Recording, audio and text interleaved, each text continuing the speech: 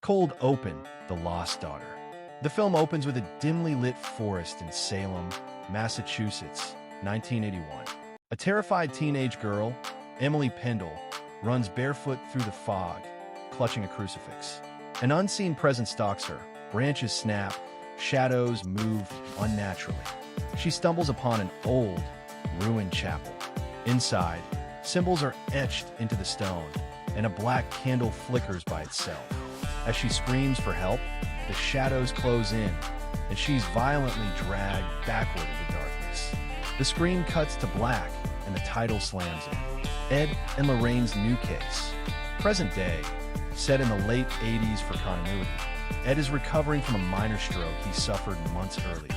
Lorraine begins having visions of Emily and a demonic face she's never seen before. Eyes like burning coals and a mouth sewn shut. They're contacted by the Pendle family, Emily's parents, who have received a blood-stained page from her diary weeks after she vanished. The police are out of leads, but the parents believe something supernatural took their daughter. The Pendle house. The Warrens travel to Salem and visit the Pendle's colonial-era home. The atmosphere is heavy.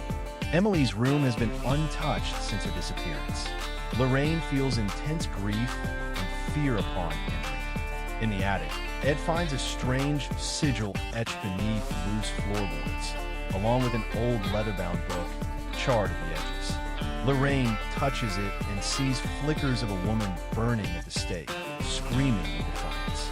The shadow in the attic. That night, Ed hears soft chanting coming from the attic. He investigates alone, finding the sigil glowing faintly. As he steps closer, he's overwhelmed by cold and hears a voice whispering, "You carry his name." For a moment, Ed is possessed, his eyes darken, and he moves toward Lorraine with a knife, unaware of himself. Lorraine stops him by reciting a prayer, breaking the trance. Ed collapses, shaken. The Witch's Journal. They examine the book more closely and discover it's the journal of Hester Aldridge, a woman executed for witchcraft during the Salem witch trials. The journal describes rituals and pacts made with a demon named Valakar, a powerful entity tied to a ritual known as the Veil Tearing. Lorraine translates a passage that claims Valakar is neither alive nor dead, but waiting in the in-between. Paranormal escalation. The Pendle family begins to experience terrifying activity. Doors slam, pictures fall from walls, and a crucifix melts. Eliza, the younger daughter, begins speaking in an old dialect during her sleep. Lorraine has another vision of Hester, her mouth stitched shut, pointing toward Eliza with burning eyes. They realize the entity is now targeting the next daughter-in-law. A visit to the Vatican. Ed and Lorraine consult with Father Castellano, a demonologist at the Vatican. He reveals the veil tearing is a forbidden ritual dating back to the early church, meant to permanently weaken the barrier between the living and the dead. Only one demon was known to have nearly succeeded, Valakar. The ritual was never fully completed, but Salem soil is one of the few places where its completion is possible. Unearthing the truth. Delving into historical archives, the Warrens discover that the Pendle family are direct descendants of Judge Reuben Hale, one of the magistrates responsible for condemning Hester to death. Her final words before burning were a curse upon the bloodline of those who wronged her. The hauntings aren't random. They're revenge passed down. A dangerous ally. The Warrens seek out Margot Delancey, a reclusive ex-occultist who once dabbled in the veil ritual in her youth. She nearly died attempting it, but knows how it works. Though wary of her past, they enlist her help. Margot agrees, but warns, if Valakar crosses over, even hell won't run. The ritual begins again. A series of local disappearances and desecrated churches lead the Warrens to discover an active cult, the Crimson Maw, hidden beneath Salem.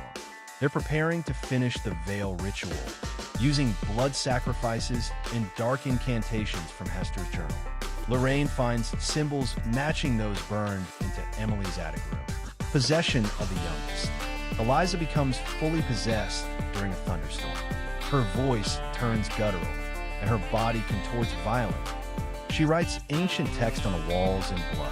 Lorraine is physically thrown across the room during an attempted prayer. The demon claims, "She's the door, I am the key." An emergency exorcism is planned. A failed exorcism. The exorcism is performed by Father Castellano. During the ritual, Eliza levitates and speaks with multiple voices at once, including Emily's.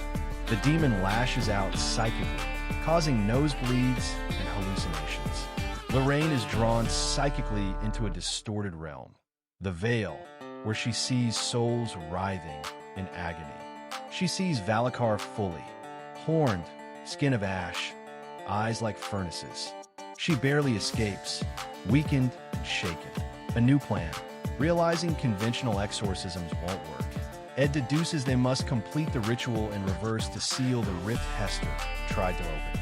This will require Lorraine entering the veil willingly and confronting Valacar to bind it. The stakes: if she dies there, her soul will be trapped forever.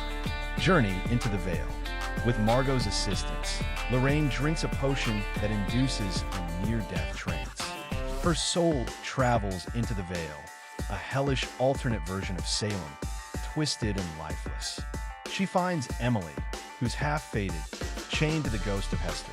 Lorraine attempts to free her, but Valacar appears.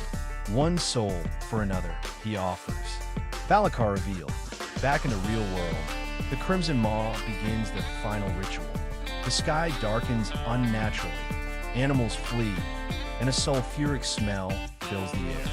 Meanwhile, in the veil, Lorraine fights Valacar mentally and spiritually.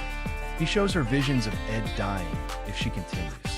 She resists the temptation, whispering prayers through the pain. The final confrontation. Ed, Margot, and Father Castellano storm the crypt.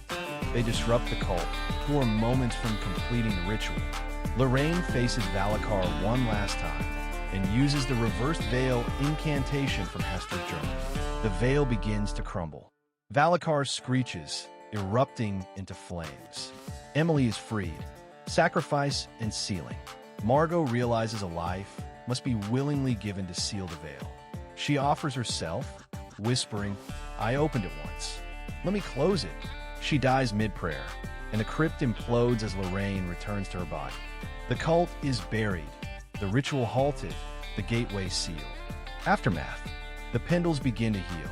Emily is found in the woods, alive but forever changed. Eliza no longer shows any signs of possession. The Warrens burn the rest of Hester's journal. Lorraine warns Ed, this wasn't just about revenge. It was a test run, the museum edition. Back in Connecticut, the Warrens add a melted iron shard from the crypt to their occult museum. Ed labels it Relic of the Veil. Lorraine stands before it, hearing whispers no one else can hear. The camera zooms in on her eyes. Something has followed her back. Post-credit scene, the candle reignites. The final scene shows the collapsed crypt at night. Everything is still until a black candle reignites by itself. A robed hand emerges from the rubble, holding a torn page from a journal. A single voice whispers, "The veil will open again."